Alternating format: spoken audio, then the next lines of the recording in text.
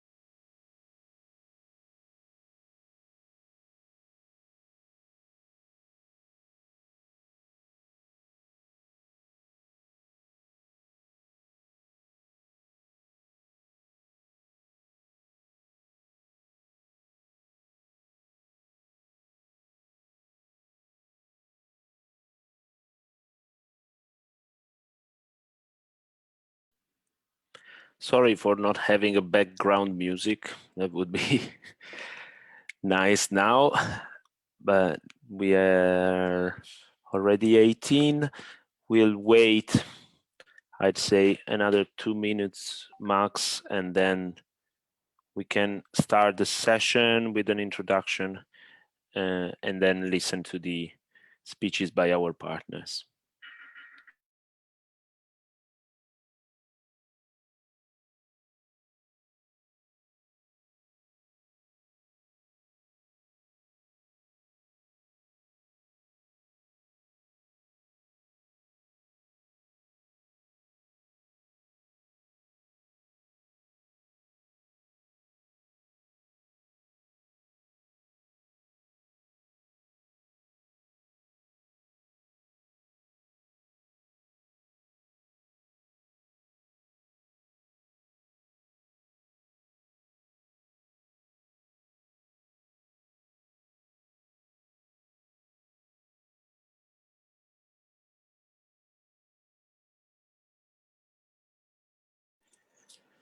So let's start. Welcome everyone. I'm Lorenzo Novaro, project coordinator for Cooperatives Europe, that is lead partner of this project. Together with me today, there's my colleague Elise Rosenberg that works for Cooperatives Europe 2 as communication officer. Then we have representatives of our partners in the project, and now I'll introducing the project, I'll tell you who the partners are.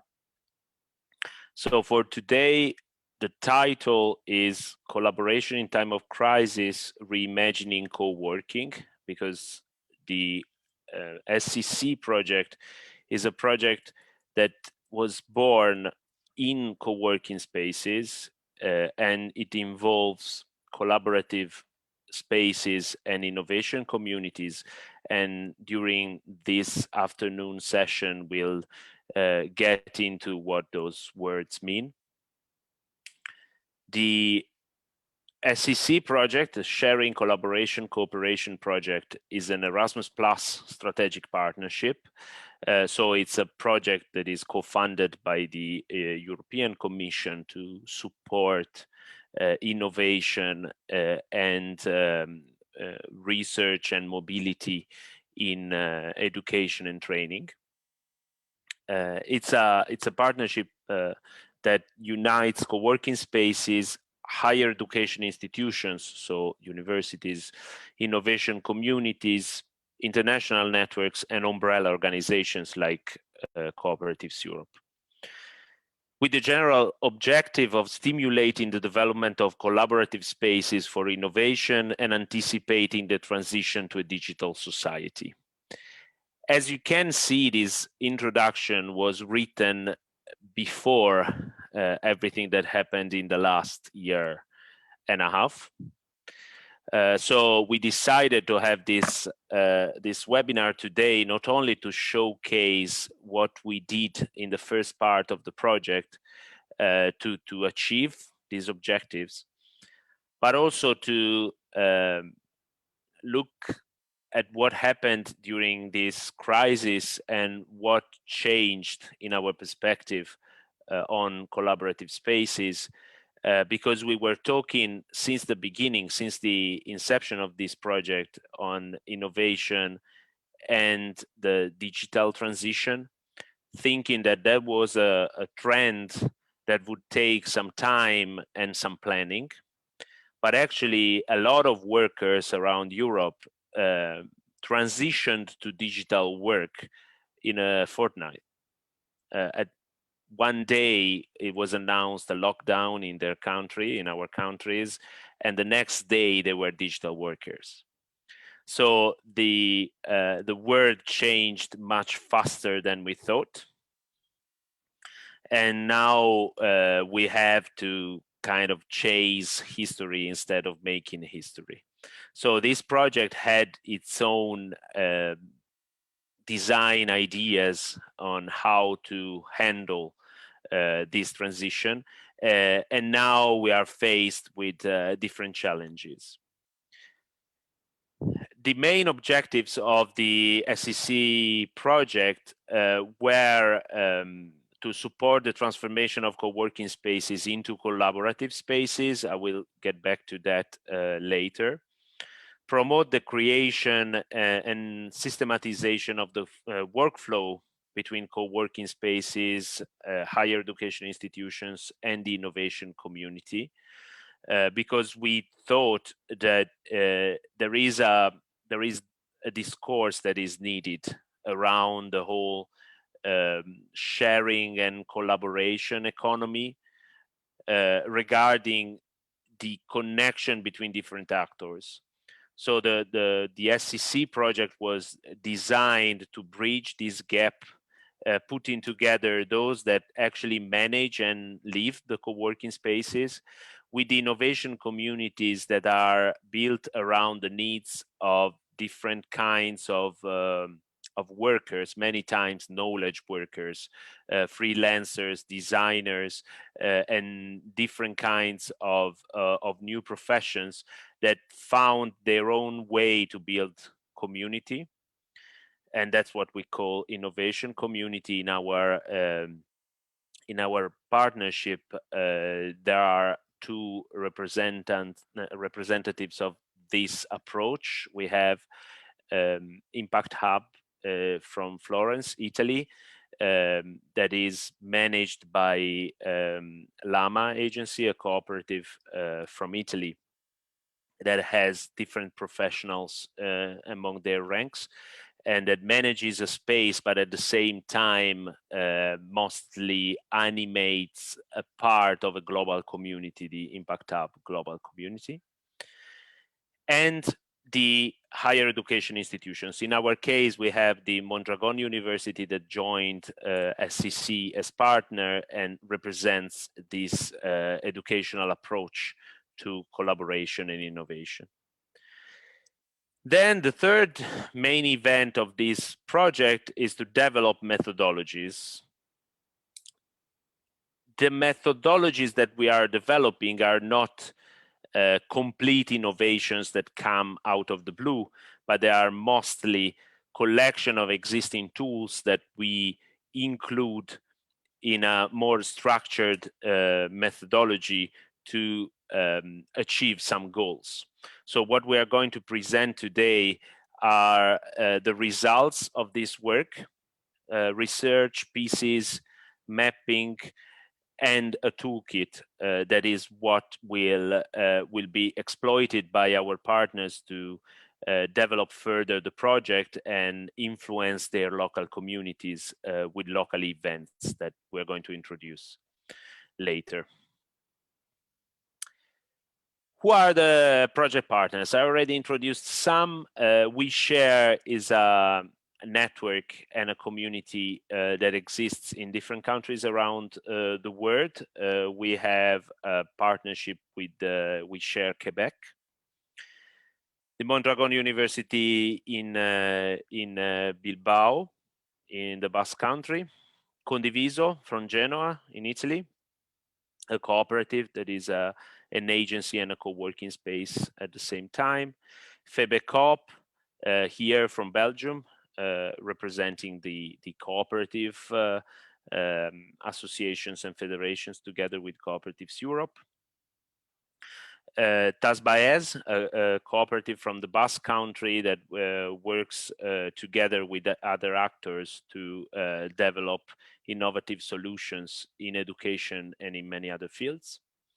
Lama, as I said, from Florence, and Espace, which is a cafe and co-working space that was designed and developed to work around the solidarity and social and solidarity economy in Paris, and that is founded and animated by a cooperative of students. So as you see, the actors that are, and us from Cooperatives Europe, the actors that are involved in this project come from many different backgrounds, but they all share an attitude for collaboration. So the idea of the project is all in the name: sharing, collaboration, cooperation. In our vision, sharing is the first step, collaboration is something more, and cooperation is the goal. So based on that, you can check on our website on scc.coop. You have the link in the chat here in Zoom. You can check the project outputs in Erasmus Plus projects. For those that are not familiar, all the products, all the deliverables of the project are called outputs. For now, we did the first three. Then we are going to have local events, and we are going to publish a fourth output, and after that we will have a final event that that is a European conference that should have been live, but will most probably be a digital event like this one you're participating in. So the project outputs of the project for now include a research piece, best practices on collaborative spaces and cooperative governance, which is the result of interviews of 22 actors in the co-working and collaborative economy. The main questions that we had were: how do collaborative spaces encourage their members to innovate? And what are the existing tools to establish and run a co-working space in a collaborative way? So we worked on getting as many information as possible from those that actually live these these kind of initiatives and manage communities that have this shared interest for collaboration. And the research is pretty extensive and very interesting. So I invite all of you to download it from our website. We ask just for a little information to download it. It's free material released under Creative Commons, but we have this little form where we ask you a couple of information on who you are and why you're downloading our outputs, because we want to use that information also to understand what's the public for this kind of research and material. Then the second output is more live material than the first research, is a map, an interactive map that is available on the website, which is accompanied by a report that you can download. In this case, we focused mostly on one aspect of the project, so the interaction between higher education and the collaborative economy and the collaborative spaces. So we tried to find examples around the world of higher education institutions, so mostly universities and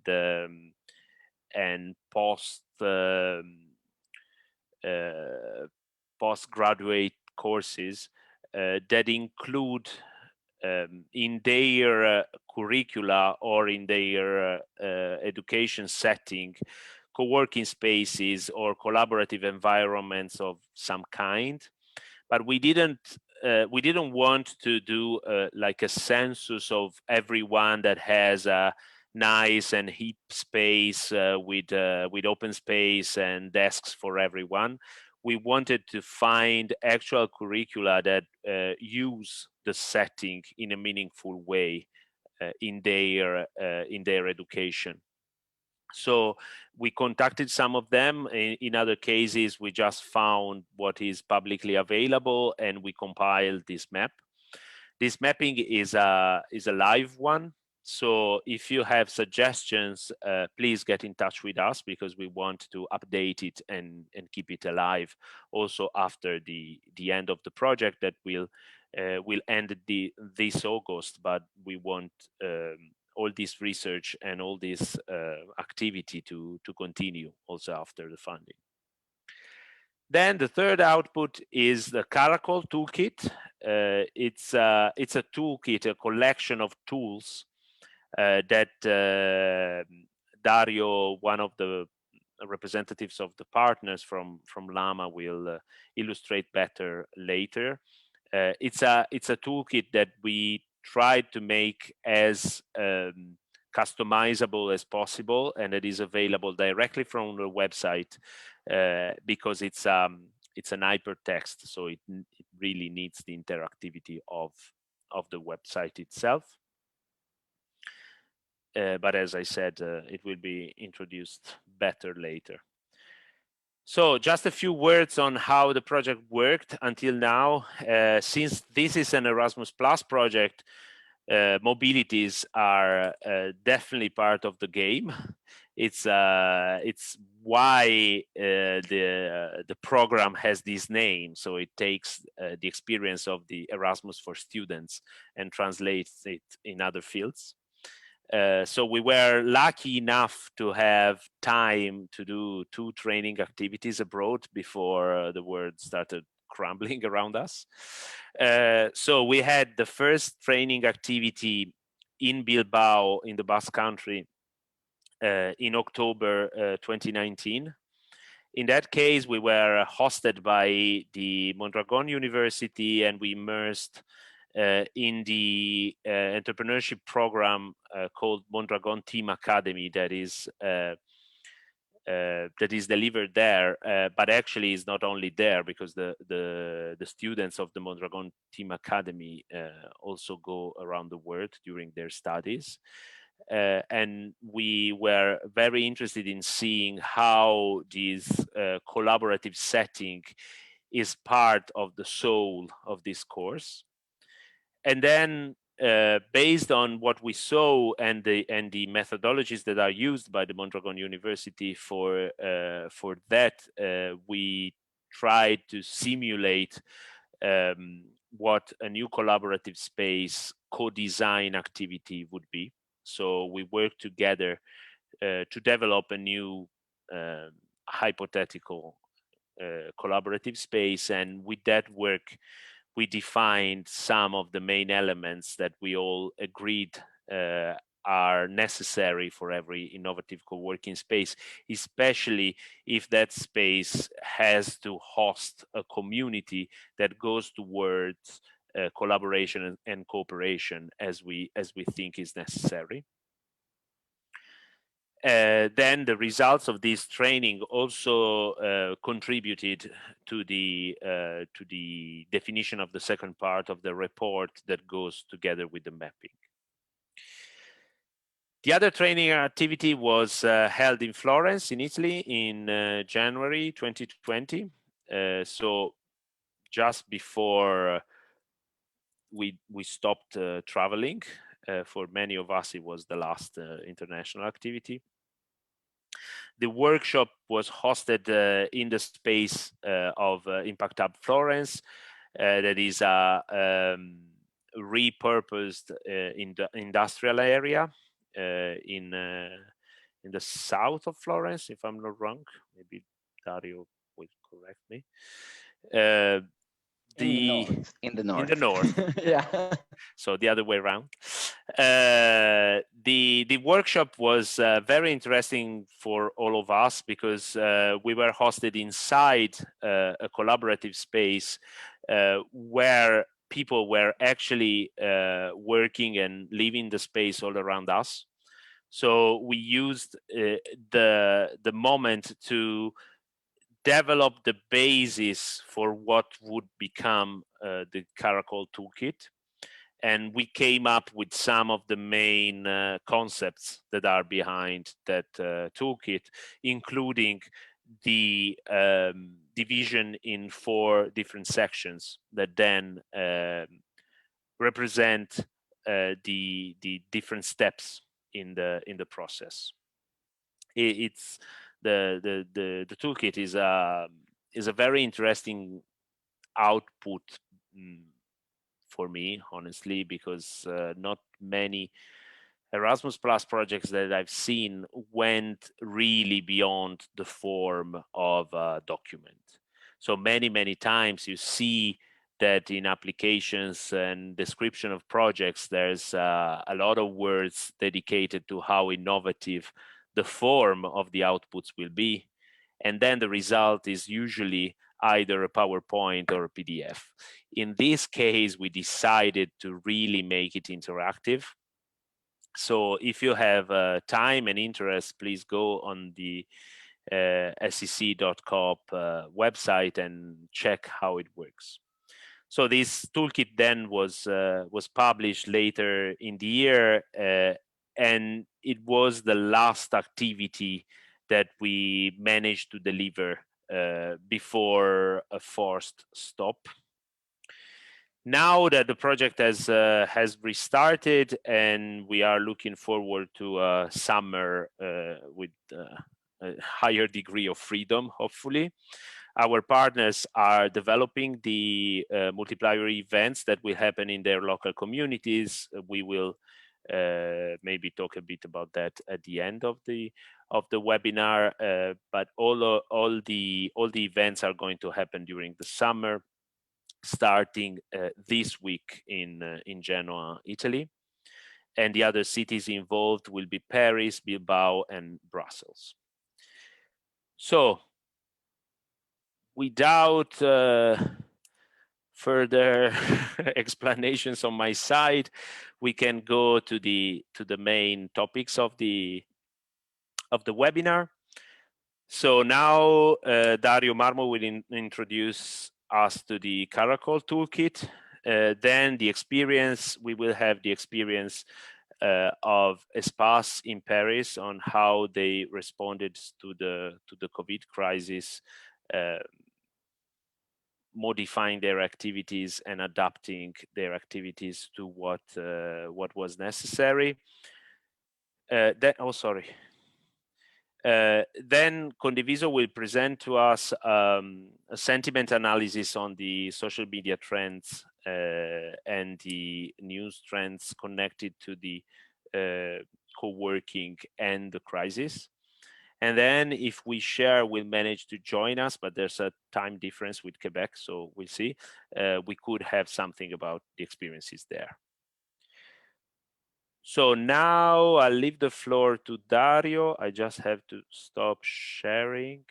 If you just one thing, if you have questions or are interested in commenting or getting in touch with us, we will have, after these short presentations, a moment to share and discuss, and then obviously you can get our details for further discussion via email or whatever channel.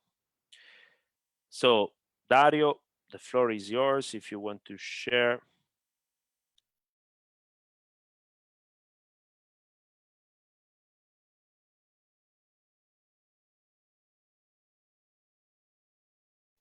Okay, can you hear me?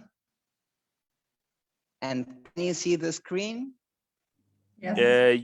Yes. Okay, perfect. Even better. Okay. Okay.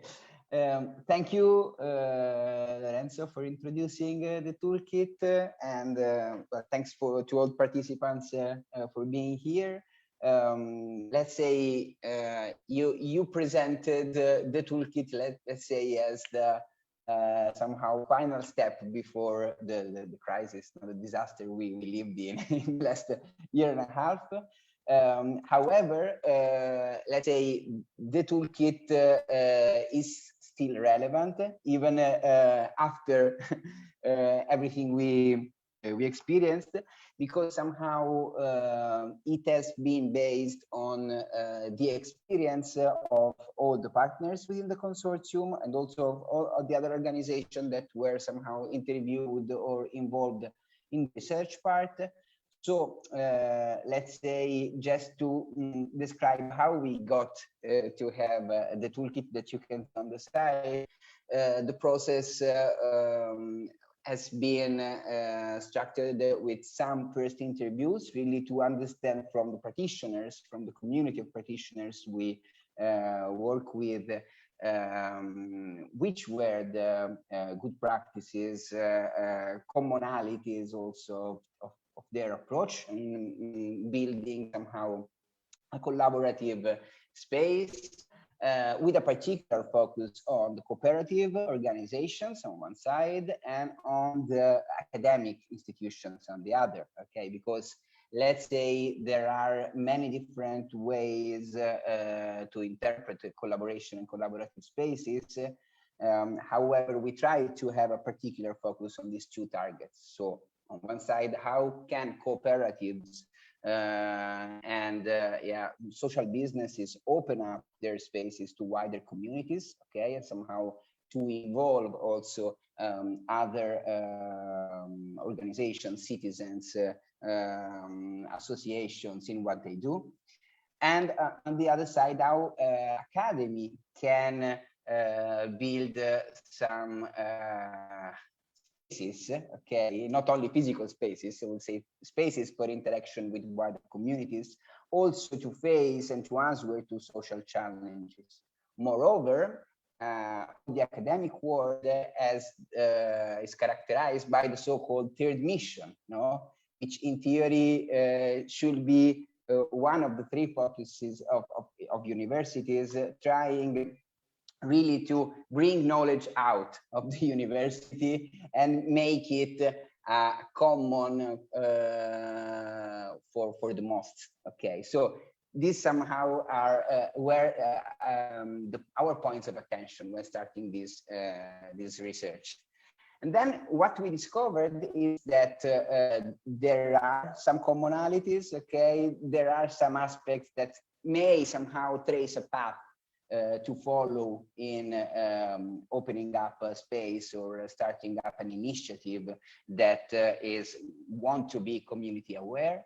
So we tried somehow to build the first structure of things that might be important to take care of when starting such a journey.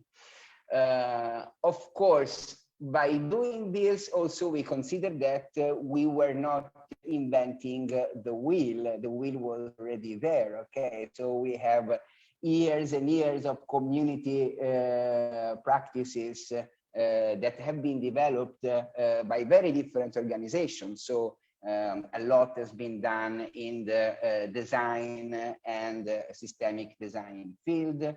a lot is related, as also Lorenzo was sharing before, to what happened in the co-working and collaborative spaces all around Europe and beyond in the last 10, 15 years. And also there are very powerful examples of how challenge-based and society challenge-based and open to society academic trainings and experiences can be run. Mondragon University, one of the partners of the project, is one major example of that, stemming also from all the knowledge from the Finnish Team Academia, which somehow also paved the path for such experiences. So to make it short, with all this knowledge in our minds, we found 2 days in which we were working intensively in really imagining how a toolkit might be. And as Lorenzo was saying, we tried to develop something that collecting some very practical tools and very practical indications might be might be navigated. Okay, so not just a PowerPoint, even if now I'm going to share a PowerPoint in this presentation, but something that can be used and really checked more and more times during a process to understand which tools might be more relevant to run some activities. In a few slides, I'm going just to present you the structure of it, but then it is a lot more deep than what I'm going to present. So I really invite who's interested really to check all the tools. There are around 80 tools within this box, let's call it like that, okay? And of course, you don't have to use them all. The point is not to use them all, but really to understand which of these can be covered how during your process, okay? Moreover, there are 4 main pillars, okay, related to community building, to space, to the services that one space can host, and to more specifically training and academic institutions, okay? So somehow the toolkit itself, it can be taken also, you can also use just one part of it, the one that is more relevant to your case. That's also the idea. It's been to build something modular, okay, that could be adapted to very different situations. So let's say the Karakol, okay, so Community Aware Research and Action Toolkit for Collaborative Learning is somehow this one-stop shops, okay, for catalyst agents of collaborative experiences, okay. So somehow is aimed also in building up collaborative spaces and in supporting in the opening of training offers, even already existing ones, to collaborative spaces or collaborative communities. So even communities who doesn't relate to a specific space might be one target of this toolkit. So first of all, it is a guide. It is also a checklist, meaning, yes, let's say something that you can look back at to see if all the passages have been followed, okay, in the process. And as I was saying, it is focused on community engagement, space, services, and the learning offer design process, okay.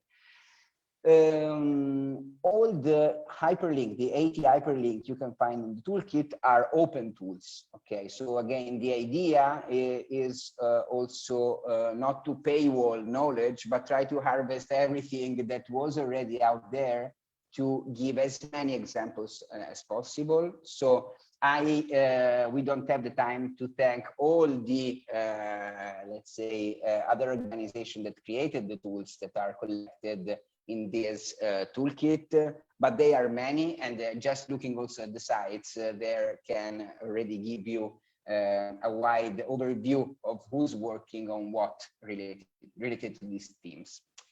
And many of the resources are also come also from the cooperative movement. So it's interesting because somehow we tried also to collect something dedicated to cooperatives. So build your community. This is generally the first step that needs to be worked when creating a collaborative experience.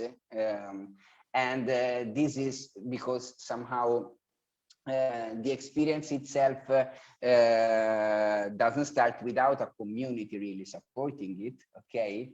And somehow also being the inventor of something does not already certify the success of an initiative, no? So it is important not only who initiates something, but really who are the first followers, and now an organization, a group of people grows a community of actors, okay, which are committed to toward a common goal. So let's say all the toolkit is built around these three main steps, okay, which is understanding, interacting, and organizing. Okay, which is something that practically happens. So that's how we reconstructed it somehow. And in the Build Your Community, you can see that there is a whole work of mapping and context analysis, and somehow also setting a first preliminary vision to share it with this first community that an initiator or a catalyst agent wants to reach. And then, of course, there is all the real interaction, okay? Mapping the potential stakeholders and users, meet and listen to them, and also try to reinforce the vision, enlarging it with wider participation. And then there's all the organization part, okay? So somehow how roles, functions, the impact and outcomes that the initiative wants to reach, and also the model, the business, including the business model, can be built. So somehow, let's say in these 9 steps, there is something that, I mean, can be, let's say, a little bit universal in how you start interacting with the community without the need of really following all those steps. So in many experiences that we encountered in our research, not all these 9 steps have been worked this way, okay? And the reality is a lot more messy than what is described here. But let's say this is a model. And really the idea is very practically, if I need to meet and listen to stakeholders, what can I use? And there you have some tools you can really use, okay? And these tools are meant, most of them, for live interaction, which is a limit in this period, I know, okay? But still, it's likely that in the future people will meet again, okay? I think so. And moreover, many of these tools can be used also online with some, let's say, interactive tools such as Miro, okay, an example, or other kind of collaborative whiteboards online. So let's say, the methods described here can be reapplied also with some limits online. Then second step, going from a space to a place. Okay, so a lot of the design literature, okay, and I think about Ezio Manzini, an example, underline how a place it's very different from a space, okay? So the place is something related to identity and to the level also of ownership that people using that space feel toward that space, okay? So somehow, and I can give an example from the Impact Hub Florence. In the Impact Hub Florence, we started collecting some ideas around how the space should be built, okay, and which were its features 1 year before its opening, through a process of community engagement and community building. that was necessary. Otherwise, we were just opening a building with no identity related to it. So somehow this definition of the what, the where, the how related to how a space should be designed, and then the real interaction in building it. Okay, not saying just the construction, but even some small changes in how spaces are organized are part of the building space. Okay, so I don't know, in the Impact Hub we have a community garden. It's a very small space, but it's something that is felt as somehow as something of co-workers that live there, okay, that work in that space. So it's just to say, we're not talking about building the whole space, but even parts of it in a collaborative manner. And then, of course, there is the practical part, the organization, okay, so in which the role of stakeholders involved in the space governance should be clarified and somehow defined in a clear way, okay? And then where a program of events and let's say also installations in the space are used to attract a larger group of actors, okay? So somehow, again, even the space part is related to community engagement. These two things in reality always come together, okay? But the point here is there are many tools you can look at to understand the really specific aspects related to space, okay? So from its characteristics to an in-depth analysis of property and urban zoning rules, and so on. Okay, so even very practical point just related to the space. A third chapter is service design. Okay, so somehow what a space, and this is particularly true for a co-working, offers makes the difference on who's joining, okay, and who's coming to collaborate in this space and why. One example, COVID, okay, initially seemed to be something totally disrupting co-working, no? I don't know, but if we go back in time to June 2020, likely most of you would have said, okay, co-working is over, okay, sharing economy is over because there's no possibility. However, in reality, those spaces that were granting safety for a reopening, and when in safety, I mean really even basic services, okay? So like cleaning, assurances, some kind of procedure to enter the space, some kind of procedure to check who was in and who was out of the space. This proved to be an added value that attracted some kind of companies which didn't afford to self-manage some aspects of the space, okay? So they needed additional services related to that.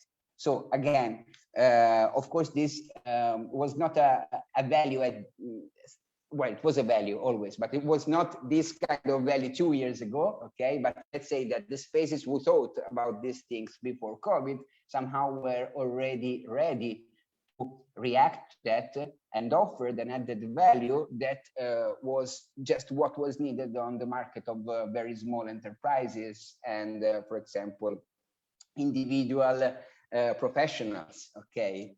So it's just an example, but it's to say that, again, planning which services you're offering is strictly connected with the community and with the space, and that's why we have added it as a third step in this process. Then, last but not least, knowledge and experience. Okay, so again, we said this is an Erasmus project. Okay, so we are not just focusing on co-working, but really on how this kind of collaborative spaces and experiences, not limited only to co-working, co-working was an example, open themselves up to becoming spaces where learning is possible, okay? And this is particularly important for lifelong learning experiences, for informal or non-formal trainings, okay, and learnings, sorry, and trainings. And somehow more and more these collaborative spaces are related to an editorial plan, an editorial offer of contents and knowledge that helps community becoming communities of knowledge, not only communities of practice. On the other side, the same things happens in the academia. Okay, there are spaces that are underutilized, which function is not always that clear, and that can profit a lot for opening up to external actors or even practitioners, alumni, and so on. Okay, so people bearing the experience of the practice of the work environment. Okay, and I mean, Mondragon is one big example of how that works. Okay, so I invite you also to look at all their experience. Okay, and the MTA training in particular of Mondragon, but in general, let's say both worlds, so collaborative spaces that wants to open up their offer to training, and academia that wants to innovate what they do in their trainings, have some commonalities, have some, let's say, common steps, again, around the understanding of target groups and needs, okay, and which elements of the training offer needs to be innovated. Interaction, okay, so really co-designing the trainings with communities of practices around a specific theme, for example. And then, of course, the organization, the practical organization of that, okay, so defining the structure of a program, understanding who are the external partners, the knowledge bearers that an organization needs to connect with to create an innovative offer, okay. And of course, last but not least, also the recognition process. So somehow how some frameworks for the recognition of skills and soft skills can be an additional layer, okay, to recognize learning. This is particularly true, again, for lifelong learning, okay, so even outside the university, okay, for practitioners and workers. So a lot of tools to do what I just mentioned are in there, so please go and have a look. And one last thing, and this is maybe a more traditional one, we also prepared 4 canvases, okay? And if you look at the canvas, you can understand why the toolkit is called Karakol, okay? Because for non-Spanish speakers, Karakol is escargot, slag, okay? I don't know, well, let's say you can see it from the image, okay? So the idea here was just to represent these 9 steps for each of the 4 themes, okay? And somehow this can be printed in big format to really note down what happened and what are the main insights stemming from the research or the activities done around the people, context, and vision. Okay, so again, this is somehow a visual tool that can come with the practice described in the toolkit.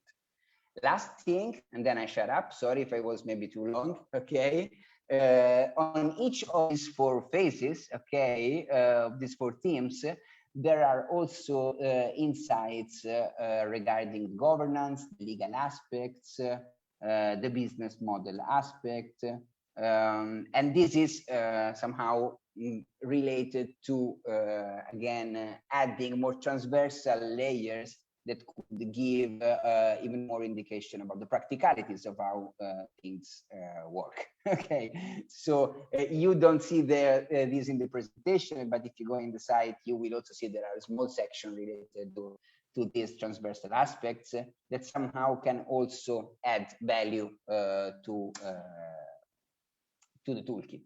Yeah. So I stop here. Okay. Of course, please, any question, doubt regarding this, we are here. Okay. Thanks a lot, Dario. Thank you. Thanks a lot. It was pretty interesting even for us that we already know the toolkit, but it was a very comprehensive explanation.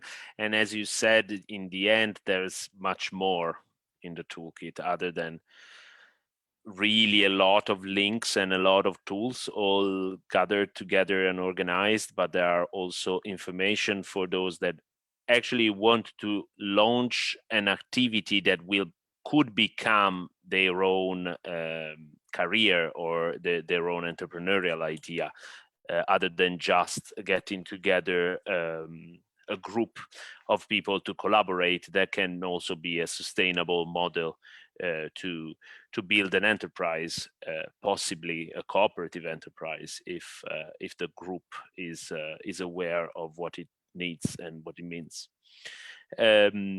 Just one thing before giving the floor to Florent for the experience from France. Everyone participating, we said that we are going to have question and answer in the end, but if you have a thought and you want to ask a question or make a comment, and don't forget about it, please use the chat and then we will look at it and use it for the questions at the end. So, Florent, if you are ready, I can give you the floor. If you want to share the screen, you should be able. Okay, thanks, Lorenzo.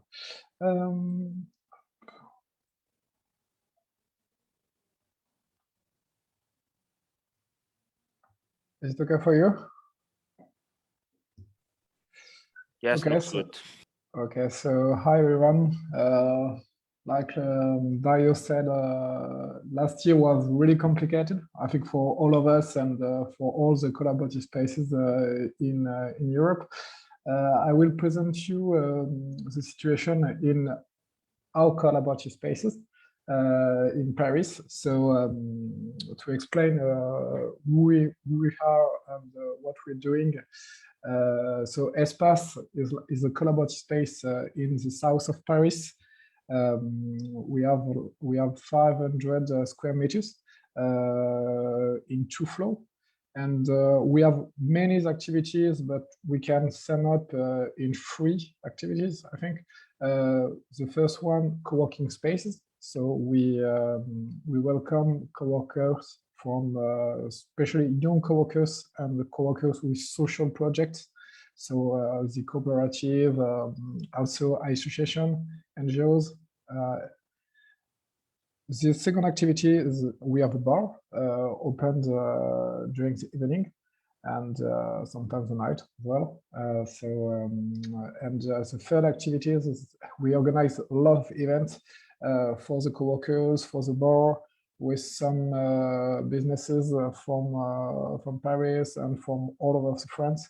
So it's Espace. So besides those activities, we also organize a lot of different things. For example, this year we decided to create a network for the actors of the social actors in the 13th district in Paris.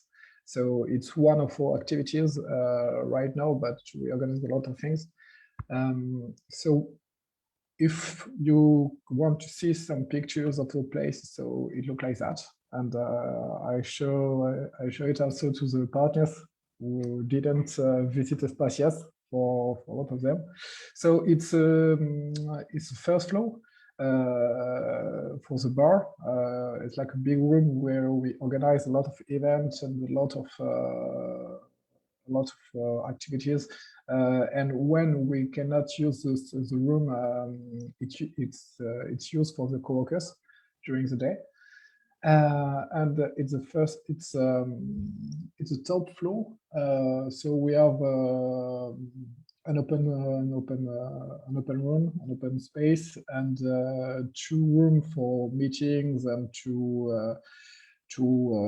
for visual, to phone, to receive some clients, and it can use for a lot of different things.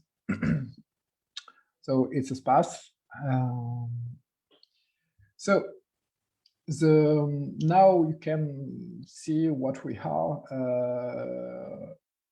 I will explain you what happened last year and in 2020. So, like all of you, the first lockdown in Europe started in March 2020, and during this period we were completely closed. So the place shut down for almost 5 months. So it was terrible because all the team was in short-time working. We have a decrease of 90% of our incomes. So it was bad for the businesses of Espace, but also for the team and for all the people who live behind this place, the co-workers, the users, our clients, the team, the volunteers, because we are an association. And we reopened in June, between June and September of 2020. And it was great to reopen for 3 or 4 months. But during the second lockdown in Paris, it happened in October 2020. We had a meeting with the team, the team of Espace and the volunteers, and we decided to do something about it because we didn't want to be closed again for maybe 6, 7, 8 months. So we decided to give the place and to use the place for another association, which called Linky. It's a French association which is in Paris, and they help students by giving them food, and they distribute food all over Paris. And we decided to make Espace a big place for distribution of food for the students during all the crisis. So I can show you some pictures. Quickly, it became something really, really big, honestly, because in 2 weeks, we organized 2 distribution per week, one's a Monday and one's a Thursday. It was about 500 students per distribution. So for the food, it was like 6 tons of food per week, and almost 8,000 of meal distributed every week. But it was not the only thing we did, because we also used the place to store all the food of Linky. For Espace, but also for all the distribution in Paris and in the region. And we also cooked for the students, but for other associations, we were cooking like, I don't know, maybe 1,000 meals per week. So it was like crazy. The first week, we didn't know anything about cooking or using all the food we had. So we discovered the thing with Linky at this moment. But we had the help of a lot of volunteers who can see them in the pictures. And after that, a lot of people, a lot of other associations wanted to join us to help students. So we have like, I don't know, maybe I can show you up. Musicians during the distribution. Some band want to play to give some joy to students while they're waiting for the distribution. We are also in the psychologists, yes, who help students for free as a first floor. And so it's what we did during the second lockdown. And there were a big gap between the first lockdown, where we were closed, and the second one, where we were completely opened and the place live, like not never, because it's always live, but it was alive, not like other places in Paris. And I wanted to conclude like this, because I think the force of a collaborative space is to be adaptable. For us in Espace, we need to change our model by considering our users, our environment, our skills. And we need to change our model, I think maybe every year. Every year we need to change because if we want to be resilient, if we want to be adaptable to the user, to the co-workers, we need to change everything anytime. And it's what we need to do for here, but I think it's what we need to do for all the collaborative space.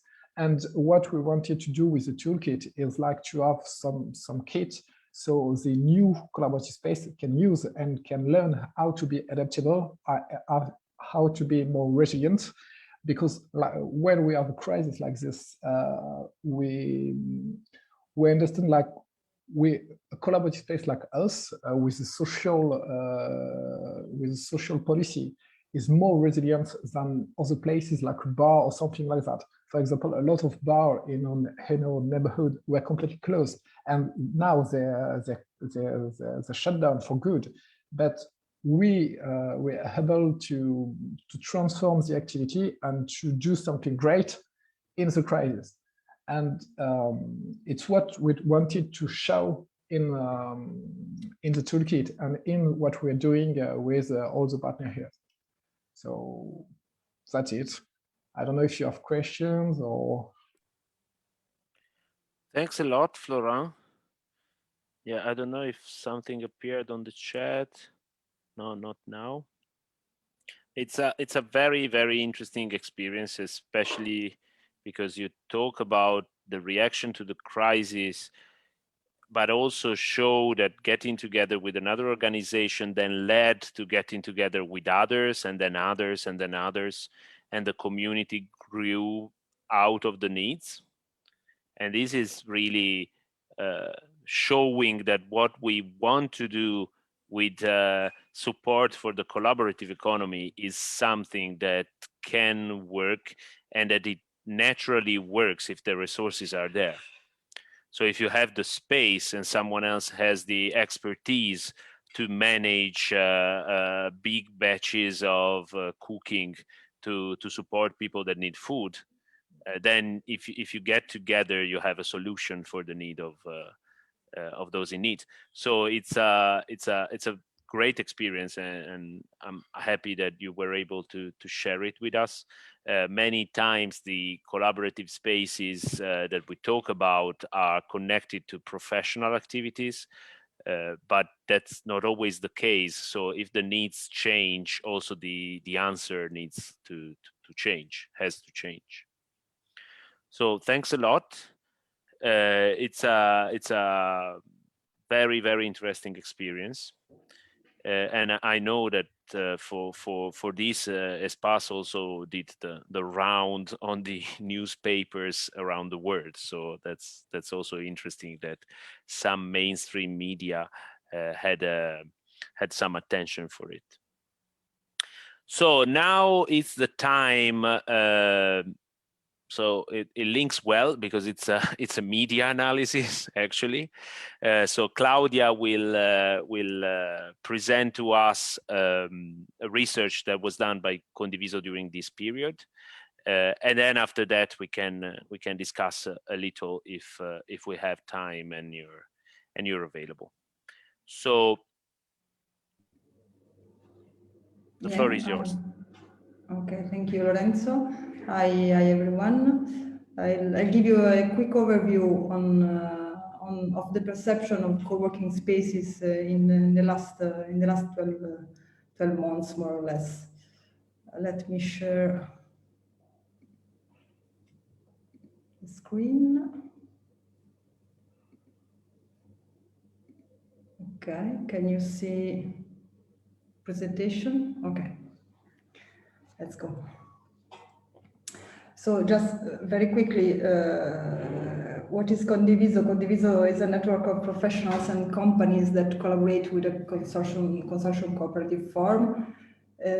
We use an interdisciplinary approach that means that we put together different skills and aggregate it different abilities in order to offer complex services in the field of communication, marketing, image, and so on. But Condiviso is also a collaborative space where, in addition to the partners, also other professionals and companies work together. And this is the first nucleus of a network that widens in concentric circles to our partners all around Europe. So here we have more or less 50 people working together, but we have also a big network all around Europe that some in different periods of the years work with us. Here we can have a quick look on our open space in the down floor. Condiviso is a collaborative space. That's why before and during the pandemic, we have conducted a research on the topics of co-working and also co-living and co-housing. These are issues that concern us very, very closely. So we are interested in understand how the perception of co-working spaces were evolving during the pandemic period. We use for the research a digital tool based on a semantic engine capable of interpreting the content of information and analyzes the web, the newspaper digitized, and mostly social media. This tool is called Monitoring Emotion and analyze in real time thousands and thousands of digital contents in more than 60 languages. We run the research in Italian and English, not in all the 60 languages. And this is just an overview of the main keywords that emerge from the research. What is I think is interesting is that from more or less from June 2020 and June 2021, we collected over 116,000 of contents, always on the topics of co-working, co-living, and co-housing, because we run the research also in the field with other partners that work mostly on the topic of real estate, of co-living, of less on the co-working topic and more on the co-living topic. The research was in Italian and in English, and we had the opportunity to read a lot of articles, news, blogs, posts, and tweets on social media concerning these topics. One example, as you can see in the timeline, we have a lot of peaks all around the year in different times of the year, and the topics, the peaks, correspond to a moment where the topic was particularly discussed on the web. This example that was fun was, for example, when during the presidential campaign, Kamala Harris met students in a co-working space. It was, by the way, it was the gathering spot in Atlanta, and here you have just one photo of the meeting, and this is one example just to underline that we had the possibility to read a lot of contents like that, and to have an idea on how people all around the world speak about, for instance, co-working or other topics. During the lockdown, of course, co-working places were closed for months. Here in Condiviso, we were closed for 2 months, but then we decided to reopen because 2 months was enough for us. And when it was possible to reopen, we had a moment, of course, of immobility. We were a little bit confused, of course. But by the way, we noticed a strong dynamism because mostly the big companies were looking for places where to send employees working because employees couldn't stay all the time at home and wanted places where to go working in a safe way. But they also were looking for a place of relationship. The co-working is a place of relationship, and people going to co-working places were looking for something that at home, of course, was missing. And the possibility to have a dialogue with other people, with other workers, with people also that can make work different work, that have different abilities, but you can have a dialogue with. The keywords that we notice in this research, not surprisingly, were mostly three. Like community, as I said, people were looking for community, for dialogue, for other people. And but also co-working is associated to concept of green and concept of future.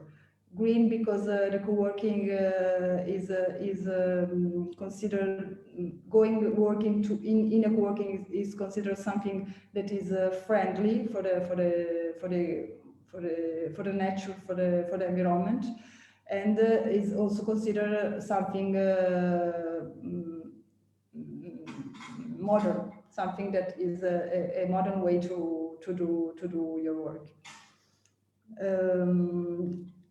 Just to give you some other examples, this trend, I mean the fact of going in, give to the employees the possibility to work in co-working spaces and not to stay all the time at home. This trend was underlined by a moment in the United States when dozens of online newspapers published research showing that until the end of 2021, this year, 6% of all American workers will provide their services entirely remotely. And then also that between 25% and 30% of these workers will work from home for several days a week. So this trend was real before the pandemic, but is more real during or after the pandemic. All these articles arrive to the conclusion that more suburban co-workings are needed. In a similar way, in Italy, there was a similar debate. In September, there was a tweet of Giorgio Gori, that is the mayor of the city of Bergamo, that was famous, that was affected by the pandemic in a special way. So became, I think, famous in the debate in the world. The mayor of Bergamo said, "I believe that co-working places in the city need to be set up. This reduces commuting to large cities, hours lost in cars or trains, but people are not forced to work at home, and they need dialogue and perhaps even collaboration." So the word collaboration arrive in this dialogue. Collaboration between workers, I think, is a benefit. So this message goes viral, went viral, and there was a lot of sharing. And also in this case, the conclusion is that proximity co-workings, that is co-working in the neighborhoods, were needed. So different debates, but the same conclusion. So at the end of this research, we had a sort of sentiment of a new renaissance. We called it new renaissance. A new renaissance that co-working spaces are experiencing today, especially the small ones, because of course the big chains have work in other way. They have other problems, other business model, of course, and the small co-working are important for our society because they provide proximity services of proximity, that you can go around in your neighborhood and find all you need. They respond to this necessity. There is just a last phrase. The city of the future is really obviously very green. The municipality are working on having more gardens, more cycle and pedestrian streets, and they're also working on having proximity co-working in the neighborhood for a smart working approach. And it was just a quick overview on what we find in this research. Thank you. Thanks, Claudia. That was really interesting, especially because you showed us actual data on what we were thinking, that the acceleration of these transitions is happening, and it's very fast. So it's not only a matter of changing the way of working, but this crisis affected the whole of society and all the balance in our lives. So the cities are already changing skin, but they will continue to change, and collaborative spaces are one of the elements that are not that present in the old cities, but are very needed for the new cities that are emerging. So that was very interesting. Thank you. If you have questions or you wanna give comments, use the chat. The last intervention we have in our list is from our Canadian partner. We have Agathe with us to share with us some information on how the co-working and collaborative spaces are reacting to the crisis there. Good morning, everyone. Here it's the morning, so I can still say good morning. I'm from Usha, Quebec, which is a global network working on collaborative situation, collaborative practices, and digital transition.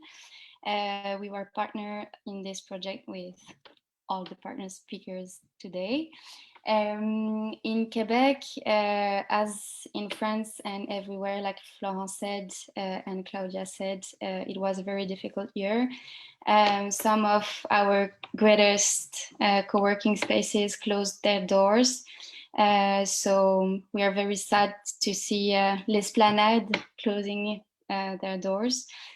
And the others had to reinvent themselves. So as in big cities, as in region. So nowadays I'm living in a small village in the north of the Quebec city, and we are using the toolkit because we're changing everything in the co-working space, even the space. So we are going in a smaller space.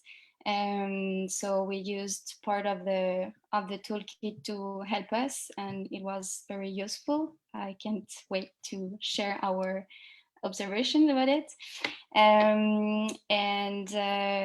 Yes, we had to diversify our revenues. So, and every co-working space I know had to experiment new way to make revenues.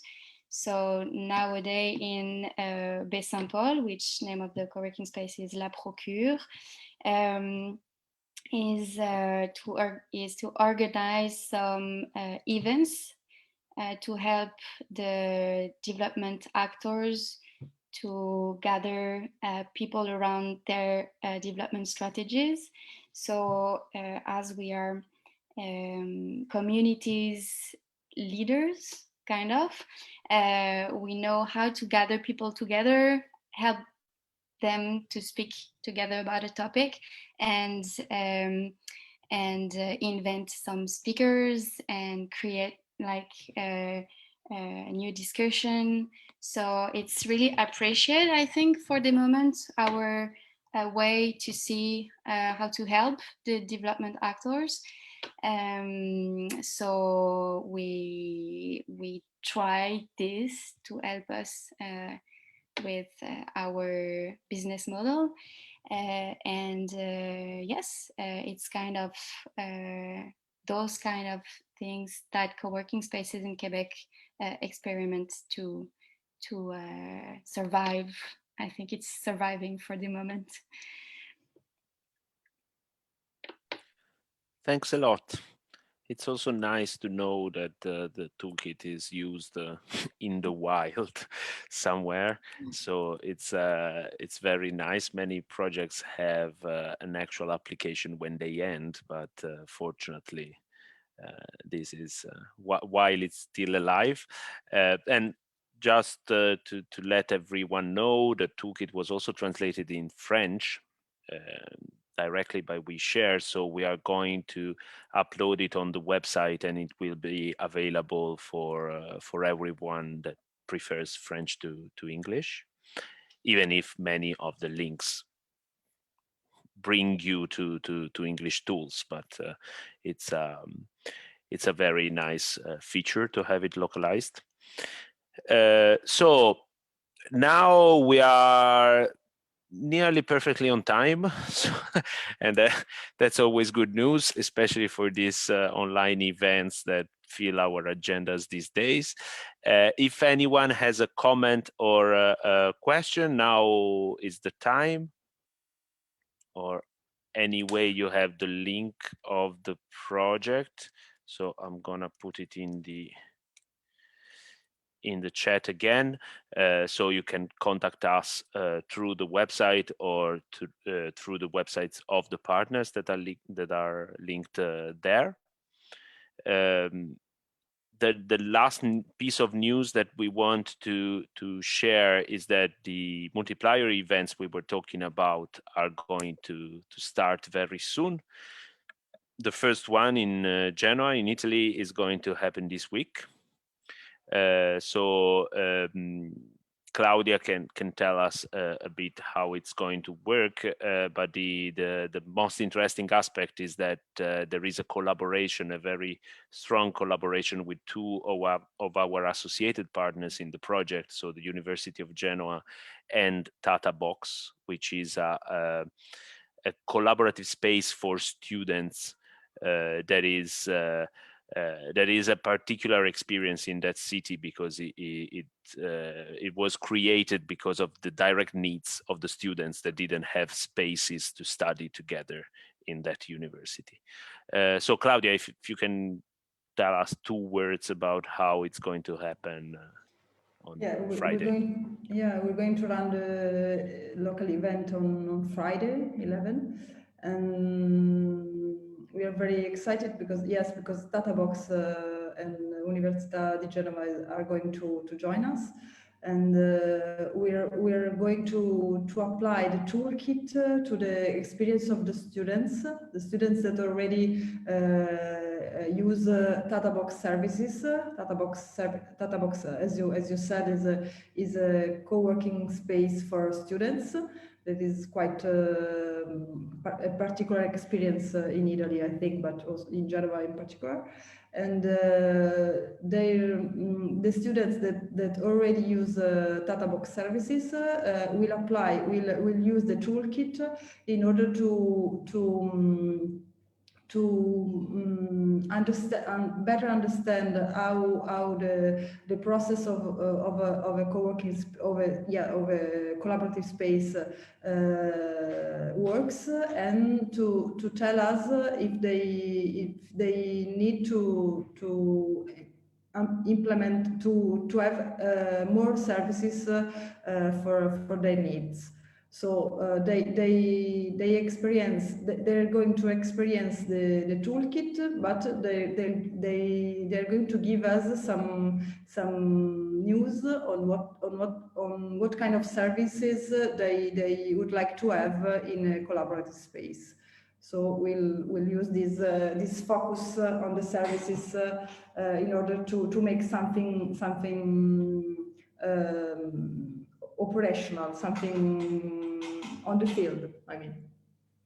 So you want a practical approach to the workshop itself, yes, and to the results. Yeah. And the Università di Genova is going to give us an help for the methodology. So okay.